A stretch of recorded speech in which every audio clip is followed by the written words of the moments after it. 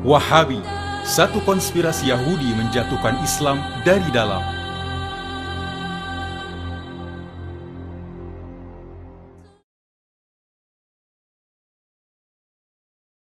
Apa itu Wahabi? Wahabi merupakan satu fahaman yang diasaskan oleh Muhammad ibnu Abdul Wahhab. Fahaman ini dinisbahkan kepada nama bapaknya Abdul Wahhab sebagai Wahabi, tidak kepada namanya sendiri sebagai Muhammadi. Ini adalah ijtihad ulama supaya umat Islam tidak keliru dengan ajaran Islam sebenar dari Muhammad sallallahu alaihi wasallam.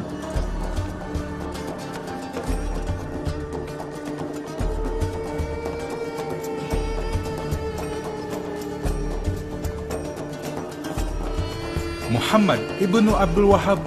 Siapakah Muhammad ibnu Abdul Wahhab? 1793, lahir di kampung Ainiyah, Najd, Arab Saudi.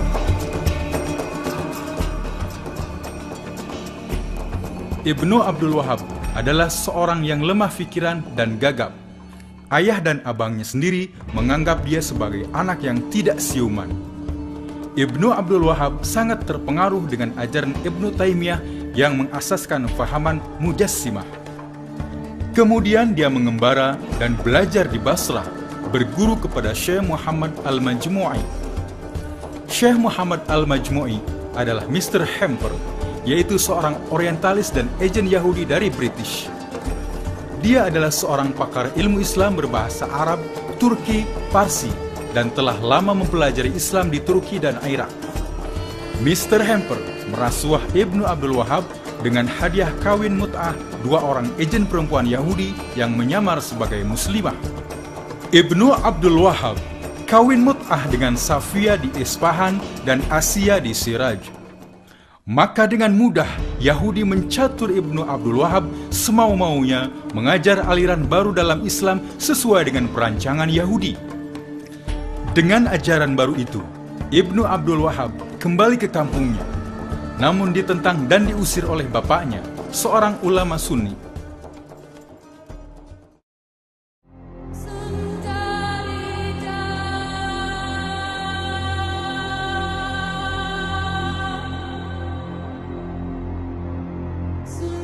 Kerjasama Yahudi, keluarga Al-Saud, dan golongan Wahabi membentuk kerajaan Arab Saudi.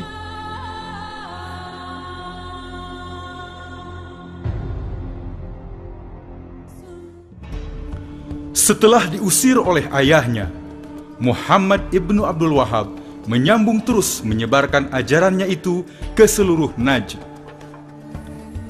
Perjuangan Ibnu Abdul Wahhab itu dipantau oleh Mr. Hamper dan disokong oleh kerajaan British. Ibnu Abdul Wahhab membawa misi Yahudi kepada pemimpin-pemimpin Arab.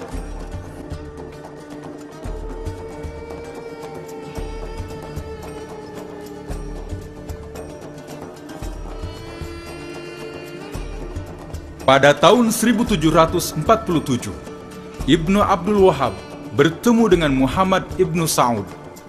Dia adalah keturunan Yahudi yang menguasai kawasan Duriyah.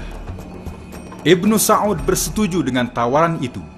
Maka bergabunglah Ibnu Abdul Wahhab dan Ibnu Al-Saud mengembangkan ajaran Wahabi. Di antara ajaran Wahabi ialah siapa yang tidak ikut Wahabi dianggap sesat, kafir, halal darah, dan hartanya dirampas.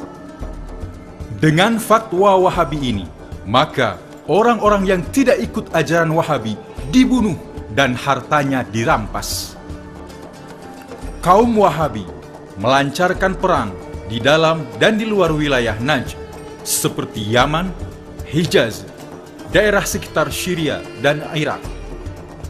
Mereka membantai 300 laki-laki di kampung Al-Fusul, di wilayah kota Al-Ahsa, dan merampas harta milik mereka. Pasukan Ibnu Saud dan Ibnu Abdul Wahhab itu terus melakukan kekejaman ke seluruh Arab. Siapa yang taat kepada ajarannya wajib berbaiat. Bila melawan, wajib dibunuh dan harta miliknya dirampas. Di antara umat Islam yang paling banyak dibunuh pasukan ini adalah keturunan Rasulullah Sallallahu Alaihi Wasallam. Namun, ada di antara keturunan Rasulullah Shallallahu Alaihi Wasallam yang sempat melarikan diri ke Malaysia dan Indonesia. Peninggalan Rasulullah Shallallahu Alaihi Wasallam dimusnahkan supaya umat Islam tidak lagi membesarkan Rasulullah Shallallahu Alaihi Wasallam dan keturunannya. Pada tahun 1793, Ibnu Abdul Wahab meninggal dunia. Namun ajaran Wahabi makin berkembang dengan sokongan keluarga Al-Saud dan British atau Yahudi. Dinasti Al-Saud dan golongan Wahabi terus meluaskan jajahannya hingga pada tahun 1912 berjaya menguasai seluruh Najd.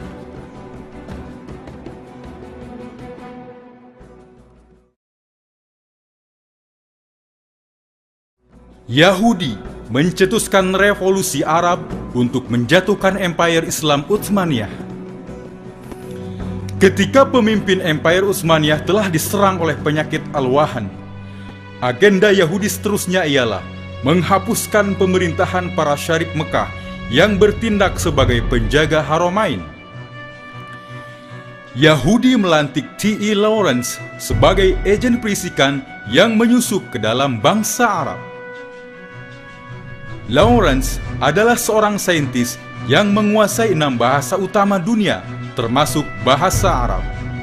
Dia sangat menguasai kawasan dan peradaban bangsa Arab, dikenali sebagai Lawrence of Arabia.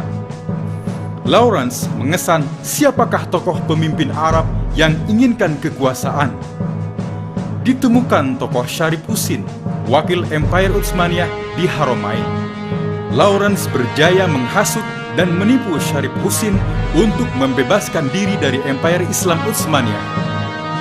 Lawrence menyuburkan semangat nasionalisme di negara-negara Arab untuk menentang bangsa Turki yang memimpin Empire Islam Utsmaniyah.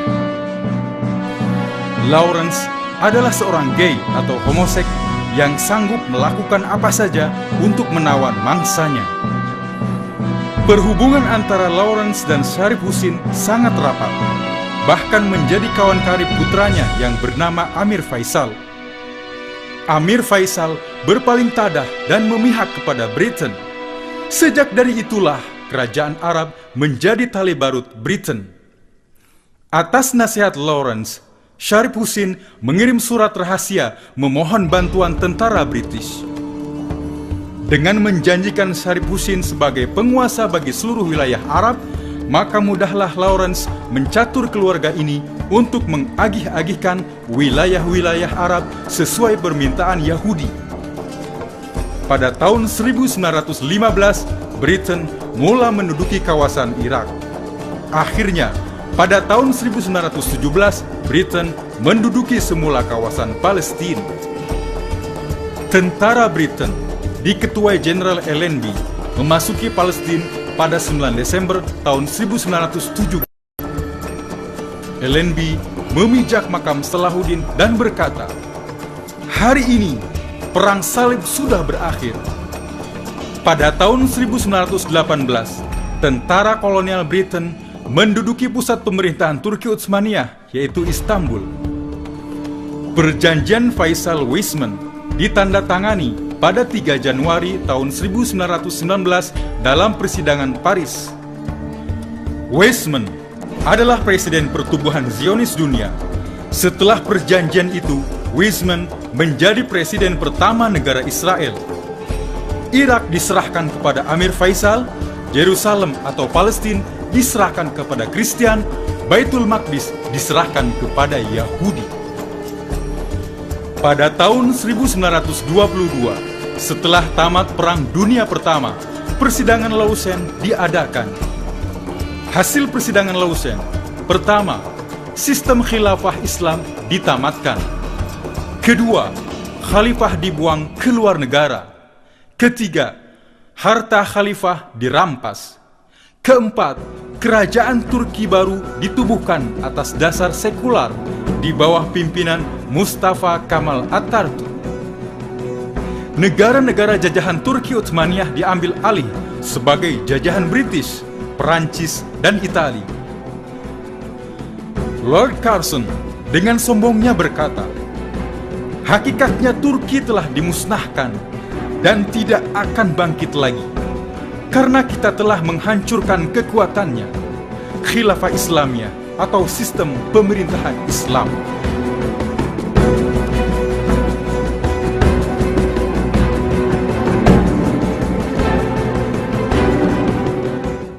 Yahudi melantik Saudi dan Wahabi sebagai penguasa Haramain.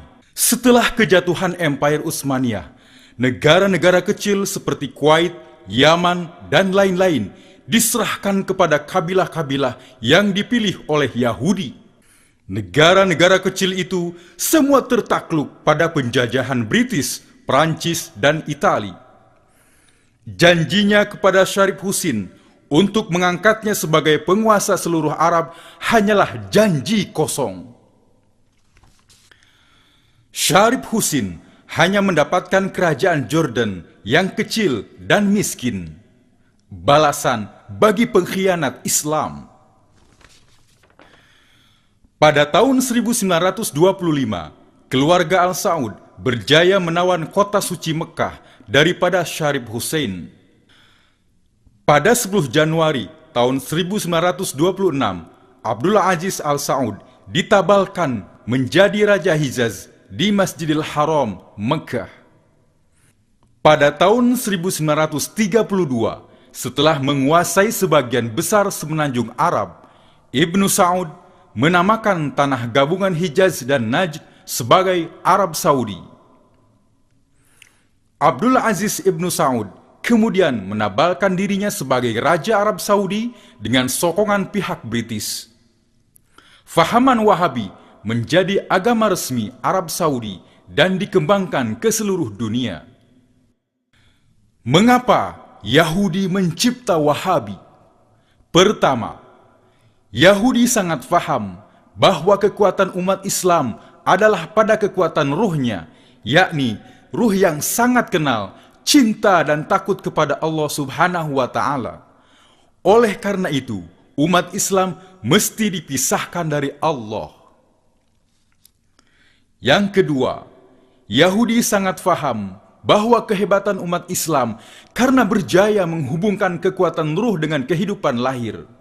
Maka keyakinan akan adanya kuasa ruh dalam kehidupan lahir itu mesti dihapuskan.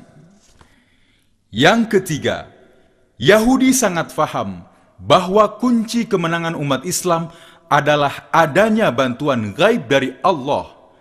Maka Yahudi menghapuskan keyakinan kepada perkara gaib itu. Ulama sufi dan tarikat yang mempunyai karomah dikatakan sesat dan syirik. Yang keempat, Yahudi tahu bahwa kekuatan Islam adalah pada kecintaan umat kepada Rasulullah Sallallahu Alaihi Wasallam, Ahlul Bait dan para sahabat. Maka segala peninggalan atau amalan yang boleh menyuburkan kecintaan itu dimusnahkan dengan alasan bid'ah, khurafat, kultus, dan lain-lain alasan yang diada-adakan. Yang kelima, Yahudi sangat faham bahwa selemah-lemah umat Islam, mereka sangat fanatik kepada agama para ulama. Oleh karena itu, ulama baru dan Islam gaya baru mesti dicipta yang sesuai dengan agenda Yahudi itu. Yang keenam, untuk menguasai kota suci umat Islam Haramain, Yahudi tidak dapat menghancurkannya seperti tempat-tempat yang lain, karena ditakutkan umat Islam sedunia akan bangkit menentang Yahudi. Kejahatan Wahabi. Yang pertama, membuat fatwa. Setiap yang bid'ah itu sesat, dan yang sesat itu neraka. Yang kedua, membuat fatwa. Umat Islam yang tidak ikut ajarannya itu sesat, halal darah dan hartanya. Yang ketiga, membunuh keturunan Rasulullah Sallallahu Alaihi Wasallam. Yang keempat, menghukumkan sesat keturunan Rasulullah Sallallahu Alaihi Wasallam dan para sahabat yang utama. Yang kelima, menganggap alam roh itu tidak wujud. Yang keenam, menolak adanya hubungan antara alam lahir dan alam roh. Yang ketujuh, memusnahkan peninggalan baginda Rasulullah Sallallahu Alaihi Wasallam. Yang kedelapan, dalam mempelajari ilmu usuluddin atau tauhid, menganut fahaman Ibnu Taimiyah, menganggap Tuhan itu berjisim seperti makhluk atau mujassimah. Yang kesembilan, di dalam fikih dibenarkan menampal-nampal mazhab atau talfiq. Yang kesepuluh, mengambil sumber Al-Quran dan hadis tanpa ijma ulama dan qiyas. Yang kesebelas, melarang keras umat Islam berdoa dengan tawasul atau perantaraan. Yang ke-12, melarang menziarahi kubur sekalipun makam Nabi. Yang ke-13, menghancurkan bangunan di atas tempat lahir Nabi di Suq Al-Lail. Yang ke-14, melarang memuji-muji Nabi seperti membaca qasidah, berzanji, burdah, tahlil, dan sebagainya. Yang ke-15, melarang umat Islam merayakan dan memperingati Maulidur Rasul, Isra Mi'raj, dan semua perayaan hari kebesaran Islam yang lain. Yang ke-16, melarang belajar tentang sifat 20 dan menuduh sesat fahaman Asy'ari, yaitu fahaman kaum ahlu sunnah wal jamaah. Yang ke-17, melarang amalan tarikat, umpamanya tarikat Naqsabandi, Qadiri, Sazali, Saman, Muhammadiyah, dan lain-lain. Yang ke-18, mengundang Amerika untuk mengeksploitasi kekayaan minyak di Timur Tengah. Yang ke-19, berkomplot dengan Amerika membina pangkalan tentara di Arab Saudi. Yang ke-20, meminta bantuan tentara bersekutu dalam Perang Teluk untuk menghancurkan Saddam. Yang ke-21, mencetuskan gerakan teroris seperti Al-Qaeda dan lain-lain untuk memburukkan image Islam. Yang ke-22, mengubah Arab menjadi negara Yahudi dan Haramain menjadi kota Yahudi. Dan lain-lain kejahatan yang merupakan konspirasi Yahudi untuk menghapuskan keyakinan dan kecintaan umat Islam kepada Allah dan Rasulullah Sallallahu Alaihi Wasallam, supaya umat Islam mengikut cara hidup Yahudi dan meninggalkan Tuhan Muhammad. Jelaslah bahwa tujuan Wahabi adalah mengajak umat Islam meninggalkan Allah dan Rasul dan mengikuti Yahudi. Wahabi adalah buatan Yahudi. Siapakah yang akan memerangi Wahabi? Wahai umat Islam seluruh dunia, setelah kita tahu rahasia ini, marilah kita perangi Wahabi dan Yahudi dengan langkah-langkah ini. Yang pertama, jangan sekali-kali terpengaruh dengan ajaran ini. Jaga diri dan keluarga Anda dari aliran ini. Yang kedua, berpegang teguhlah kepada ahli sunnah wal jamaah, Imam Abu Hasan al-Asy'ari dan Imam Abu Mansur al-Maturidi. Yang ketiga, kuatkan hubungan dengan Allah dan Rasulullah Sallallahu Alaihi Wasallam. Kuatkan hablum minallah dan hablum minan nas. Yang keempat, berfikih dengan salah satu mazhab yang empat, Syafi'i, Maliki, Hambali, atau Hanafi. Jangan dicampur-campur. Yang kelima, lawanlah hawa nafsu. Buang segala sifat jahat dalam diri kita dengan bertasawuf berpandukan Imam Al-Ghazali. Yang keenam, amalkan wirid dan zikir secara berdisiplin dan istiqomah, atau amalkan tarikat yang ada mursyid. Yang ketujuh, jangan mudah terpancing dengan tawaran manis atau provokasi Wahabi. Yang kedelapan, jangan sekali-kali terlibat dengan gerakan militan atau teroris. Yang kesembilan, banyaklah bertaubat atas dosa-dosa sendiri dan dosa umat Islam. Yang kesepuluh, berdoalah kepada Allah agar segera didatangkan pemimpin kebenaran yang dapat menghapuskan ajaran ini.